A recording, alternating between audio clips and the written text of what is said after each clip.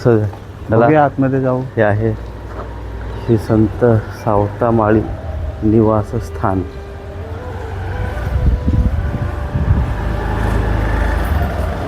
आता जरा डेव्हलप केलेलं आहे आताच्या काळाच्या नुसार.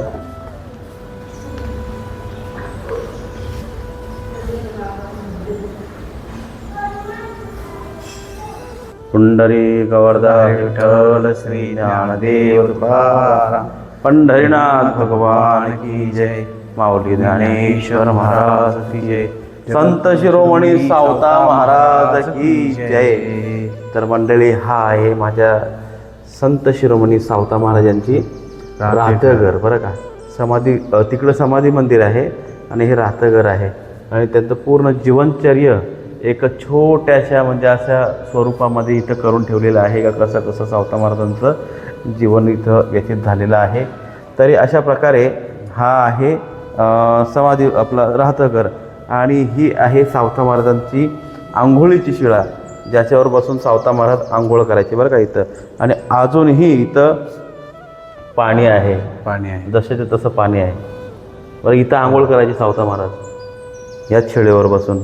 अतिशय सुंदर शिळा. आणि खरंच हे पांडुरंगाचे चित्र आहे.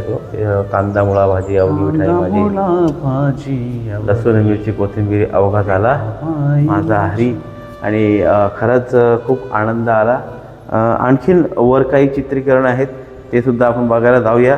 म्हणजे मला वाटतं कदाचित आणखीन काहीतरी जीवनचर्याचं चित्र वरती असेल, आपण ते पण बघायला जाऊ. चला. आहे काळाच्या हिशोबात, जसा काळ आहे तसं महिना आपण बोलतो नाही का, त्या हिशोबात हा डेव्हलप केलेला आहे. आणि पाहिजे डेव्हलप केलेलं पाहिजे बरं का. कारण की हे कल्पभेद आहेत सर. म्हणजे त्या कल्पाचं या कल्पामध्ये आपल्याला जर भेटत असेल तर आपल्याला त्याला डेव्हलप करून सर्व व्यवस्थितच करायला पाहिजे. ज्याप्रमाणे आपण छत्रपती शिवाजी महाराजांचे काही किल्ले आपण आता व्यवस्थित करायला पाहिजे. जे आपण कसं आहे माहिती आहे का, छत्रपती शिवाजी महाराजांचे किल्ले जर व्यवस्थित केले तर तिथून त्यांनी जो बलिदान दिला, त्या किल्ल्यांनी जे सहन केलं, तर त्या गोष्टी कधी कधी आपल्याला दिसून येणार नाही. किल्ल्याने काय सहन केलं त्या किल्ल्याने. आपण बोलतो ही भिंत तुटलेली आहे, यांना नीट करता येत नाही का, पण ती भिंत तशी का आहे, त्यांनी काय झेलले, किती त्यांनी मारा झेलला असेल, बलिदान. त्याच्यामुळं काही किल्ले आपण तसेच ठेवतो, कारण की तो मारा लोकांना दिसावा, तो बलिदान दिसावा म्हणून. आणि काही गोष्टी अशा असतात, आता हे संत मंडळी आहेत, यांची ही जागा होती, तर हे डेव्हलप करणं खरंच गरजेचं होतं. म्हणजे येणाऱ्या पिढीला हे सर्व दिसायला पाहिजे. चला, पहिला म्हणा महाराज. आला अवचित दरोडा, औसे गाव जलाले, निवारा शोधावया, म्हातारे माय बाप निघाले. चला पुढं. वाटेत भेटले अरण, किरण आशेचा गवसला, तेथेच थांबले जोडपे, निवारा कायमचा केला.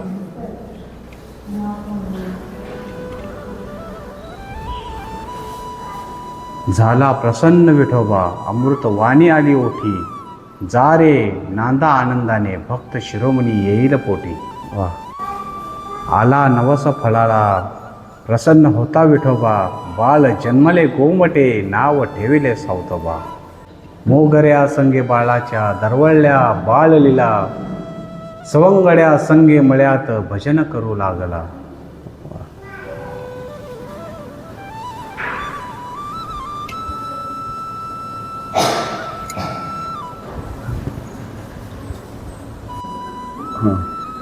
बाप म्हणे विठ्ठल आहे आपुल्यात मल्यात, घाम गाळून करता काम, विठ्ठल भेटेल रे तेथे. विठ्ठल नामात दंगता, आली संसार विरक्ती, लग्नास राजी करण्या, काय करावी युक्ती. बाप म्हणे आपुला, वंश विठ्ठल भक्तीचा, संतती विना कसा तो, सांग पुढे चालायचा. झाले लग्नाला तयार, केली भानवसे यांची पोर, भजने करिता सावता, लागले करू संसार.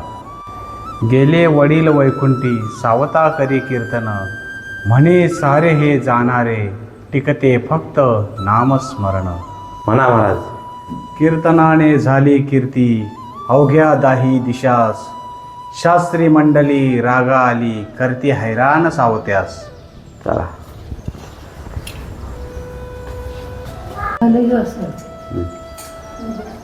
द्वेषाग्नीने पेटले कोपले सकळ जन, सावता जनाई दोघाला करती रागाने मारहाण. नाम घेऊन देती औषध, दुराचाराचे संगती पथ्य, अंधश्रद्धा टाका म्हणती विठ्ठल एकमेव सत्य. सांगा महाराज. महादेव शास्त्राच्या मुलाला झाला दुर्धर आजार, शरण आला सावत्यास म्हणती वाचवा माझा आधार. फळा आली त्यांची पूर्वजन्मीची पुण्याई, जनाईच्या पोटी आली कन्या सुभग नागूबाई. वा. तुळशीच्या पानात आहे विठ्ठलाचा वास, विठ्ठल भेटीची नागूला लागले स्यास. वा वा वा, अति सुंदर. नागूबाई किती सुंदर दिसता. चला या. दिंडीत नागूची फुले वारकऱ्याने तुडवली पायी, ती म्हणे जा पंढरीस विठ्ठल दिसणार नाही.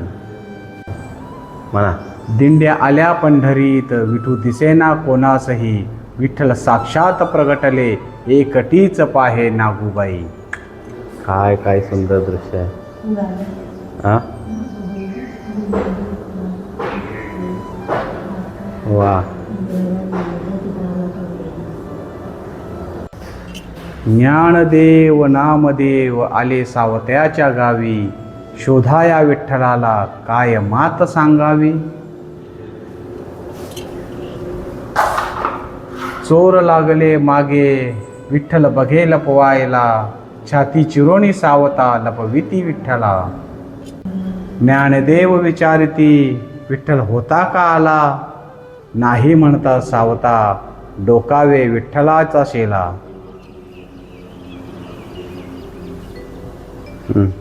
विठू नाचे आनंदे घेई कडेवर नागुला, आनंदा अश्रुते भरते माय बापाच्या डोळा.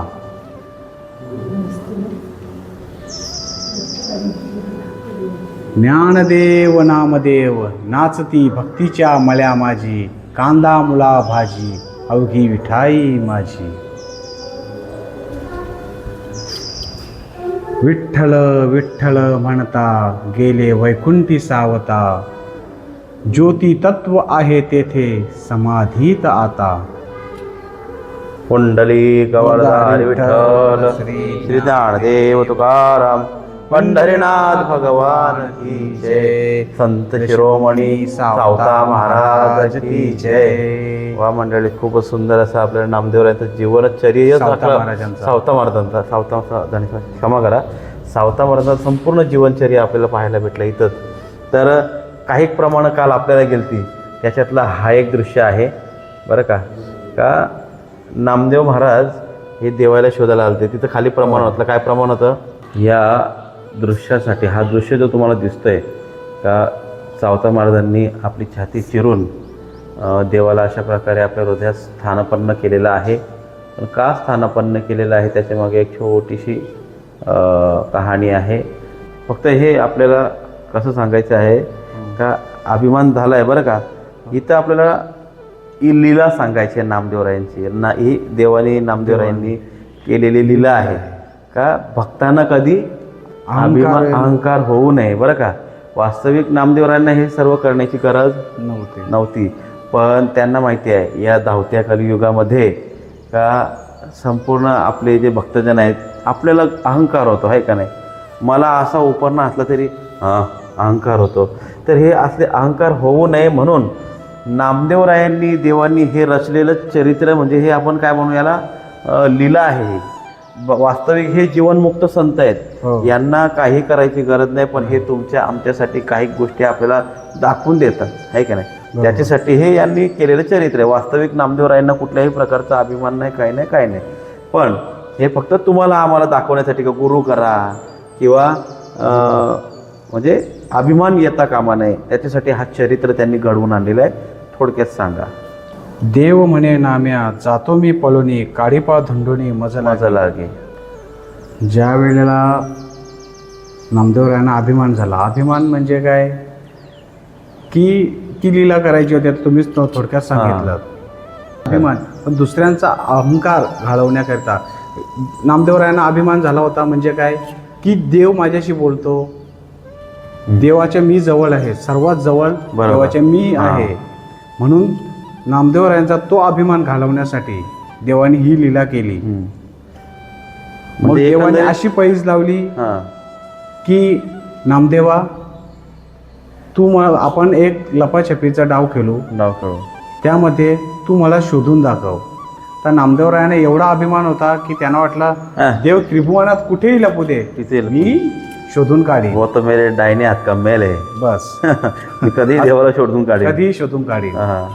मग देव म्हणे नाम्या जातो मी पळोनी, काढीपा धुंडोनी मज लागी. ऐसे म्हणून देव घातलेसे कास, ऋषिकेशी पाहुनी नाम्या. म्हणजे नामदेवरायांना सांगून देवांची कास बांधली आणि जे पळू लागले. नामदेवरायांना कळावं मी कुठे चाललोय, यासाठी देवाने आपल्या गळ्यातले जे तुळशी दल होते ते एक एक करून रस्त्यात टाकत होते, जेणेकरून नामदेवरायांना कळेल की देव याच बाजूने, याच मार्गाने गेला, याच मार्गाने. म्हणजे याच्यातून सांगता येते का देव स्वतःच ॲड्रेस सांगतायत आपला, की मी कुठं चाललोय. मग असं करत करत देव आरणमध्ये आले. आरणमध्ये येऊन सावता महाराज हे मळ्यामध्ये होते, ध्यानस्थ बसले होते. ध्यानस्थ म्हणजे काय की देवाचंच भजनामध्ये, देवाच्या ध्यानामध्ये बसले होते, देवाचं नामस्मरण करत होते. देव तिथे आले. देवाने बघितलं की सावता महाराज ध्यानामध्ये बसलेले आहेत. मग सावता महाराजांच्या डोक्यावर हात ठेवून देवाने त्यांना ध्यानातून बाहेर काढलं. आणि त्यांना समोर बघताच, अरे देवा तुम्ही, मी तुमचं ध्यान करतो आणि तुम्ही साक्षात इकडे. तेव्हा देव म्हणे सावत्या लपवी मजला, उशीर बहु झाला येईल चोर. सावता महाराज आश्चर्यात पडले की देवाच्या मागे चोर, हा त्रिभुवनाचा बाप, आणि यांच्या मागे कसा चोर लागेल. त्यावेळेला सावता महाराजांना कळलं की ही काहीतरी देवाची लीला आहे. सावतोबा हे त्रिकालदर्शी होते, त्यांना कळत होतं सर्व. पण सावता महाराज म्हणाले की देवाला लपवावी अशी कोणती जागा आहे. आता आपण काय म्हणाल असतो, आपली आमची ही 10 एकर बाग आहे, याच्यामध्ये कुठेही लपा, नाहीतर हे दुसरे आमची इकडे 3-4 घरं आहेत, इकडे कुठेही लपा. पण असं स्थान नव्हतं द्यायचं. असं त्यांना स्थान द्यायचं नव्हतं. देव लपवावं अशी जागा कुठली आहे. तर त्यावेळेला सावता महाराजांनी स्वतः खुरपं काढलं आणि आपली छाती फाडली. लपविण्या स्थान नसे तुझे आन, उदरी फाडूनी लपविला. सावता महाराजांनी आपले छाती फाडून देवाला त्याच्या आतमध्ये लपवलं. भक्ताचे उदरी बैसे नारायण, कृपेचे सिंहासन घालून या. म्हणजे देव कसे बसले, कृपेचं सिंहासन घालून देव आतमध्ये बसले. त्याच वेळेला नामदेवराय आरणला आले, सावतोबारायांच्या मळ्यात गेले. तिथे सावतोबा दिसले. सावतोबाने विचारणा केली की सावतोबा देवाला पाहिलं का. तर सावतोबा म्हणाले देव इथे आला नाही, देवांना का शोधतोय. ते म्हणाले मी सगळीकडे देवांना शोधलं, पण देव मला कुठेच भेटत नाही. तर त्यावेळेला सावतोबांनी सांगितलं का, म्हणजे नामदेवराय कासावीस झाले होते, एवढे कासावीस की ते आता रडायला लागले की मला देव भेटत नाही, मी काय करू. त्यावेळेला सावतोबांना त्यांची थोडीशी दया आली. त्यांनी सांगितलं की तुमच्या आतमध्ये जो अहंकार आहे तो अहंकार काढलात की देव तुम्हाला भेटेल. त्यावेळेला नामदेवरायांना कळलं की आपला अहंकार आहे, त्यामुळे आपल्याला देव काही भेटत नाही. मग थोडासा हवेचा झुळूक आला आणि सावतोबाईंच्या अंगावर जो असलेले घोंगडी किंवा उपरणं ते थोडंसं बाजूला झालं, हवेने उडालं. त्यावेळेला छातीजवळ थोडासा देवांचा जो शेळा होता पितांबर तो थोडासा बाहेर राहिला होता. मग नामदेवरायांना कळलं की बाबा देव ह्या सावतारायांच्या हृदयात आहे. मग त्यांनी बघितलं की सावतोबा आता मला देवाची भेट करून द्या. आणि मग तो पितांबर नामदेवरायांनी बाहेर काढला आणि मग तसे देव आले. मग नामदेवरायांना कळालं की बाबा माझा अहंकार गेला, तेव्हा आता यापुढे मला अहंकार होणार नाही. अहंकार गेला तुका म्हणे देव झाला. तसा नामदेवरायांचा अहंकार गेला आणि त्यांना देव भेटले.